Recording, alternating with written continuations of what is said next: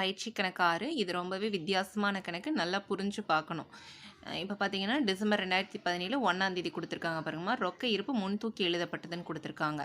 அடுத்தது வங்கி மேல்வரை பற்று முன்தூக்கி எழுதப்பட்டது. இந்த முன்தூக்கி எழுதப்பட்டதுங்கிறது நமக்கு வந்து ஆரம்ப இருப்பு தான் இங்கே வேறு வார்த்தைகளில் கொடுத்துருக்காங்க. கன்ஃபியூஸ் ஆக வேண்டாம். இப்போ ரெண்டுமே இது பார்த்தீங்கன்னா இருப்பாக இருக்குது. ரொக்கத்தில் இருப்பாக இருக்குது. நமக்கு இது வரைக்கும் வந்த கணக்கு எல்லாமே வங்கியில் இருப்பாக தான் இருந்தது. இந்த கணக்கில் வங்கி மேல்வரை பற்றா இருக்குது. மேல்வரை பற்றா இருக்குன்னு என்ன அர்த்தம்? கடனாக இருக்குன்னு அர்த்தம். ஓகேவா? அப்போது சொத்துக்கள் இருப்பாக இருக்கனால இது சொத்து. சொத்துக்கள் என்ன இருப்பை காட்டும்? பற்றிருப்பை காட்டும். இது வந்து கடன். அப்போ கடன் வந்து என்னது? பொறுப்பு இல்லையா? கடன் வந்து கொடுக்க வேண்டியது, அதனால பொறுப்பு. பொறுப்புகள் என்ன இருப்பை காட்டணும்னு சொல்லியிருக்கேன், எப்பொழுதும் வரவிருப்பை தான் காட்டும். அப்போ ரெண்டு பக்கமும் இருப்பு கீழ் கொணரப்பட்டது எழுதுவோம். இது வரைக்கும் எல்லா கணக்குலையும் ஒரு பக்கம் எழுதுனீங்கம்மா. இப்போது இந்த கணக்கில் பற்றுலையும் இருப்பு கீழ் கொணரப்பட்டது எழுதணும், வரவுலையும் இருப்பு கீழ் கொணரப்பட்டது எழுதணும். பற்றில் ரொக்கப்பத்தியில் அமௌண்ட் போடணும், ஏன்னா இது ரொக்கத்தோட இருப்பு, அதனால் ரொக்கப்பத்தியில் இந்த அமௌண்ட்டை போடணும். இது வந்து வங்கியோட இருப்பு. அப்போ வரவு பக்கத்தில் வங்கி பத்தியில் 36,000 போடணும். சரியா? அதுதான் நான் இங்கே போட்டிருக்கேன்.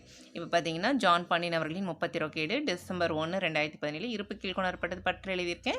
ரொக்க பத்தியில் எவ்வளோ போட்டிருக்கோம்? 12,600. வங்கியில் போடக்கூடாது. அதே போல் வரவு பக்கம் செலுத்தல்கள் பக்கத்தில் டிசம்பர் 1ஆம் தேதி இருப்பு கீழ் கொணரப்பட்டது 36,000 வங்கி பத்தியில் போட்டிருக்கணும். சரியா? அடுத்தது 1ஆம் தேதி சில்லறை காசாளருக்கு முன்பணம் காசோலை மூலம் கொடுத்தது. பணம் கொடுத்தாச்சு, செக்கு கொடுத்தாச்சு. அப்போ செக்கு கொடுத்தா பணம் யார் கொடுப்பா? வங்கி தான் கொடுக்கும். அப்போ எந்த பக்கம் குறையும்? வங்கியில் குறையும். அப்போ வங்கியில் குறையனால வரவு பக்கம் வங்கி பத்தியில் 3000 ரூபாயை போடணும். ஸோ 1ஆம் தேதி சில்லறை காசாளர் கணக்குன்னு சொல்லிட்டு வரவு பக்கத்தில் வங்கி பத்தியில் 3000 காட்டணும். அடுத்தது 5ஆம் தேதி பார்த்தீங்க அப்படின்னா ரொக்கத்திற்கு சரக்கு விற்றது. அப்போ இது என்னம்மா? ரொக்க விற்பனை இல்லையா? அப்போ ரொக்க விற்பனைங்கும் போது பணம் என்ன ஆகுது? உள் வருகிறது. அப்போ ரொக்க விற்பனையும் போது பணம் உள் வர்றதுனால என்னது? பெறுதல். அதனால் எந்த பக்கம்? பற்று பக்கம். அப்போ பற்று பக்கத்தில் 5ஆம் தேதி விற்பனை கணக்குன்னு எழுதி ரொக்கமாக வந்ததுனால ரொக்கப்பத்தியில் 12,000 காட்டணும். அடுத்து 7ஆம் தேதி பார்த்தீங்க அப்படின்னா பங்குகள் முதலீட்டின் மீது வங்கி வசூலித்த பங்காதாயம். இப்போது வங்கி வசூல் பண்ணியிருக்கு நம்மளுக்காக. அப்போ இது பெறுதல் தானம்மா. நம்மளோட அக்கௌண்ட்டில் என்ன பண்ணியிருப்பாங்க? வரவு வச்சுருப்பாங்க. வசூல் பண்ணி நம்மளோட அக்கௌண்ட்டில் அதிகப்படுத்தியிருப்பாங்க. அப்போது இது என்னது? நம்மளை பொறுத்தளவுக்கு இது பெறுதல். நம்ம சார்பாக வங்கி வாங்கியிருக்கு. அப்போ இது எந்த பக்கம்? பற்று பக்கம். ஏன்னா பெறுதல் அப்படிங்கிறனால பற்று பக்கம். யார் வசூல் பண்ணால்? வங்கி தான் வசூல் பண்ணியிருக்கு. அப்போ எங்கே அதிகமாக இருக்கும்? வங்கியில் தான் அதிகமாக இருக்கும். அப்போ பற்று பக்கத்தில் 7ஆம் தேதி பங்காதாய கணக்குன்னு சொல்லிட்டு எங்கே அதிகமாச்சு? வங்கியில் தான் அதிகமாச்சு. ஸோ வங்கியில் 1000 ரூபாயை கணக்கு காட்டணும். அடுத்தது பார்த்தீங்க அப்படின்னா 13ஆம் தேதி ரொக்கம் வங்கியில் செலுத்தியது. இது என்ன பதிவுமா? எதிர்பதிவு. ஏன் அப்படின்னு கேட்டால் இது என்னது? அதாவது வங்கியும் இருக்குது, ரொக்கமும் இருக்குது. ரொக்கம் வங்கியில் செலுத்தும் போது பெறுபவர் வங்கி. அப்போ என்ன பதிவு வரணும்? வங்கி கணக்கு பற்று, ரொக்க கணக்கு வரவு. என்ன தேதியில்? 13ஆம் தேதி. இது நான் ரஃபாக போட்டிருக்கேன். இது போட்டால் தான் நமக்கு அங்கே கிளியர் ஆகும். அதனால் வங்கி கணக்கு 10,000, ரொக்க கணக்கு 10,000 நம்ம போட்டாச்சு.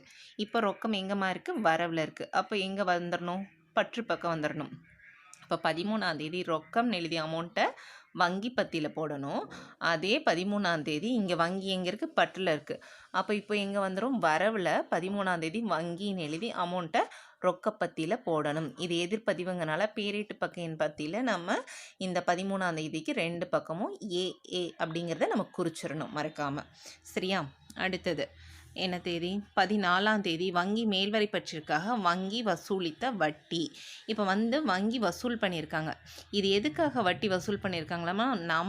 நமக்கு வர வேண்டிய வட்டி வசூல் பண்ணல, நம்மக்கிட்ட வசூல் பண்ணியிருக்காங்க. ஏன்னா நம்ம ஆரம்பத்தில் என்னவா வச்சுருக்கோம்? கடனாக வச்சுருக்கோம். பேங்க்கில் நம்மக்கிட்ட இருப்பாக இல்லை, என்னவா இருக்குது? கடனாக இருக்குது. அப்போ வங்கியில் இருக்கக்கூடிய அந்த மேல்வரை பற்றுங்கிற குறுகிய கால கடனுக்காக வங்கி நம்மளோட அக்கௌண்ட்டில் என்ன பண்ணிட்டாங்க? வசூல் பண்ணிட்டாங்க. அப்போ வசூல் பண்ணும்போது அது என்ன மாதிரி? நம்மளை பொறுத்தளவுக்கு செலவு. அப்போ நம்மளோட அக்கௌண்ட்டில் அவங்க என்ன பண்ணியிருப்பாங்க? பணத்தை எடுத்திருப்பாங்க இல்லையா? அப்போ பணத்தை எடுத்திருக்கறனால பேங்க்கில் பணம் குறைஞ்சிருக்கும். அப்போ நம்மளை பொறுத்தளவுக்கு அது என்னது? செலுத்தல். ஸோ எந்த பக்கம் வரணும்? 14ஆம் தேதி. இது வட்டி கணக்கு அப்படின்னு சொல்லிட்டு இது எதுக்கான வட்டிமா? வங்கி மேல்வரை பற்றிற்கான வட்டின்னு கூட எழுதிக்கலாம். அப்போ வங்கி மேல்வரை பற்றிற்கான வட்டி கணக்குன்னு சொல்லிட்டு பணம் எங்கேம்மா குறையுது? வங்கியில் குறையுது. அதனால் வரவு பக்கத்தில் வங்கி பத்தியில் 1500 ரூபாயை காட்டணும். ஓகேவா?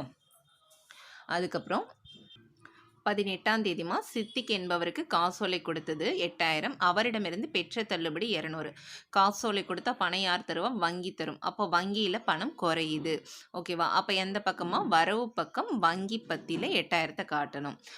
அதோட அதனிடமிருந்து பெற்ற தள்ளுபடி எவ்வளோ கொடுத்துருக்காங்க? 200 ரூபாய். இப்போ சித்திக்கிட்ட நம்ம என்ன பண்ணியிருக்கோம்? சித்திக் என்பவருக்கு காசோலை கொடுத்தோம். அப்போ பணம் யார் தருவா? வங்கி தரும். ஸோ சித்திக் கணக்குன்னு போட்டு அமௌண்ட்டை வங்கி பத்தியில் காட்டணும். அதுக்குரிய தள்ளுபடியை தள்ளுபடி காலத்தில் காட்டணும்.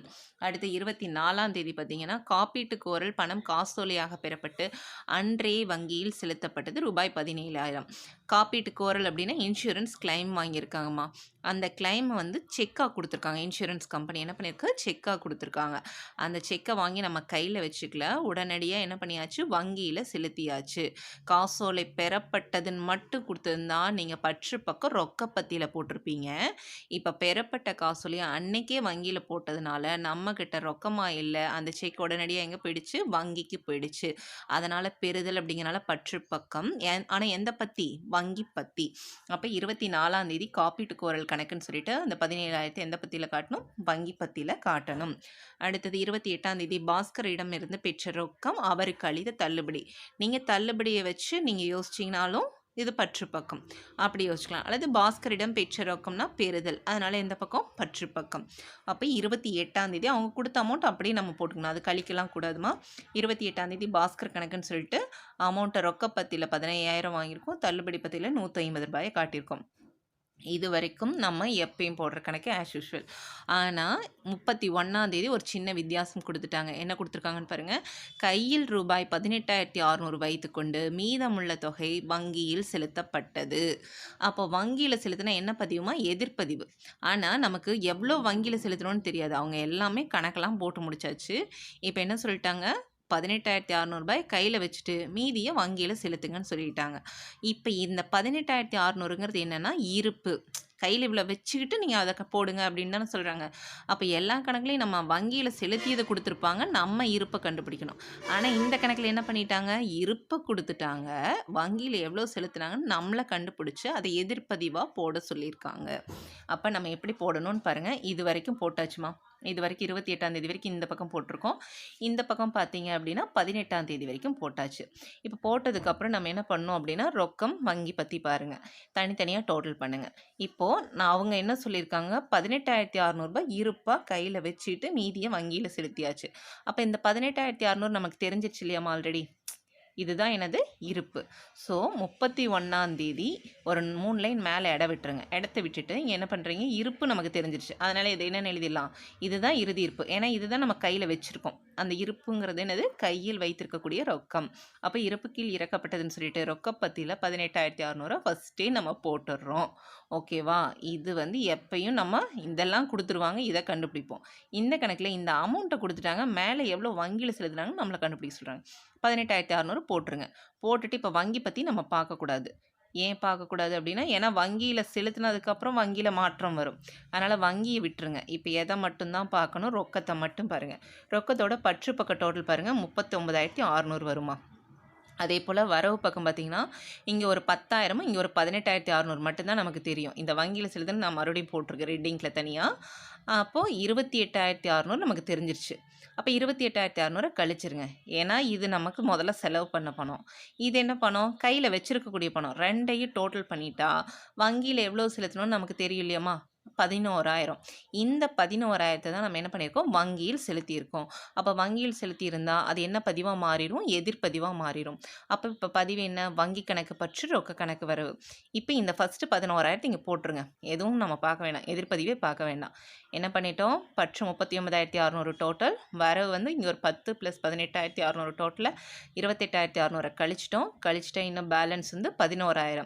அந்த 11,000 இந்த 10,000க்கும் 18,600க்கு இடையில லைன் விட்டிங்க இல்லையா? அங்கே போட்டுருங்க. போட்டுட்டு அதுக்கப்புறம் இங்கே வாங்க. அதை நம்ம 11,000 என்ன பண்ணியிருக்கோம்? வங்கியில் செலுத்தியிருக்கோம். அப்போ இது என்ன பதிவு? எதிர்ப்பதிவு. அப்போ வங்கி கணக்கு பற்று ரொக்க கணக்கு வரவு. இப்போ எப்பயும் போல் வாங்க. ரொக்கம் எங்கேமா இருக்குது? வரவில் இருக்குது. அதனால் ரொக்கத்தை பற்றில் எழுதணும். பற்றில 31ஆம் தேதி ரொக்க கணக்குன்னு சொல்லிட்டு அமௌண்ட் எங்கேம்மா போடணும்? வங்கி பத்தியில் 11,000 காட்டணும். இது வங்கி எங்கே இருக்குது? பற்றில் இருக்குது. அப்போ 31ஆம் தேதி வங்கி பற்றில் இருக்கனால வரவு பக்கத்தில் வங்கின்னு எழுதிய அமௌண்ட்டு கரெக்டாக வந்துருச்சா? 11,000 எங்கே வரணும்? ரொக்க பத்தியில் போடணும். நம்ம டோட்டல் பண்ணும்போது வந்துருச்சு. இப்போ போட்டதுக்கப்புறம் இப்போ புதுசாக இந்த அமௌண்ட் இப்போ தான் போட்டிருக்கோம். இதுக்கப்புறம் தான் வங்கி பற்றி நீங்கள் டோட்டல் பண்ணணும். இப்போது வங்கியோட டோட்டல் பாருங்கள். நம்ம இங்கே ஒரு 1000, 10,000, 17,000, 11,000 வரைக்கும் தான் நமக்கு தெரியும். அப்போ அது வரைக்கும் நம்ம டோட்டல் பண்ணிடலாம். டோட்டல் பண்ணால் நமக்கு வந்து 39,000 தான் வரும் இல்லையாம்மா? இந்த பக்கம் பார்த்தீங்க அப்படின்னா இதனோட டோட்டல் 48,500. அப்போ வங்கியில் ஏன்னா ஆரம்பத்திலேயே கடனாக தான் இருக்குது. அப்போது பற்றா இருந்தது அப்படின்னா நம்ம சொத்துக்களாக இருந்திருக்கும். ஏன்னா ஆரம்பத்திலேயே கடனாக இருந்தனால இப்போ இறுதி இருப்பும் நம்மளுக்கு என்னவா தான் வந்திருக்குது? கடனாக தான் வந்திருக்கு. அப்போ வங்கியோட வரவு தான் அதிகமாக இருக்குது. வரவோட டோட்டல் 48,500. பற்றோட டோட்டல் இது வரைக்கும் டோட்டல் பண்ணிவிடுங்க. 11,000 வரைக்கும். அப்போ டோட்டல் பண்ணால் அமௌண்ட் எவ்வளோமா? 39,000. வித்தியாசம் எவ்வளோ? 9,500. இப்போ வரவோட டோட்டல் அதிகமாக இருக்குது. அதனால் 48,500 வரவுலையும் போடுறோம். பற்றுலையும் 48,500 போட்டுரும். போட்டுட்டு அதுலேருந்து இதை கழிச்சோன்னா மீதி 9,500 பேலன்ஸ் இங்கே போட்டுருங்க. இப்போ இருப்பு கீழ் இறக்கப்பட்டது பாருங்கள். நம்மளுக்கு வரவுலையும் வந்திருக்கு. வரவில் ரொக்கப்பத்தியில் வந்திருக்கு. பற்றில் வங்கி பத்தியில் வந்திருக்கு. இப்போ எழுதும்போது என்ன பண்ணுறீங்க? ஜஸ்ட் அப்படியே ஆப்போசிட்டு. இப்போ இங்கே இருப்பு கீழ் இறக்கப்பட்டது 2 பக்கம் இருக்கனால இருப்பு கீழ் கொணரப்பட்டது 2 பக்கமும் எழுதிடுங்க. எழுதிட்டு இது வந்து கடைசி தேதி 2த்துக்கும், இந்த 2த்துக்கும் என்ன தேதி? ஆரம்ப தேதி. இது வந்து அடுத்த வருஷம். ஏன்னா இது டிசம்பர் மாதம். ஸோ என்னது மறக்காமல் வருஷத்தையும் மாற்றணும்.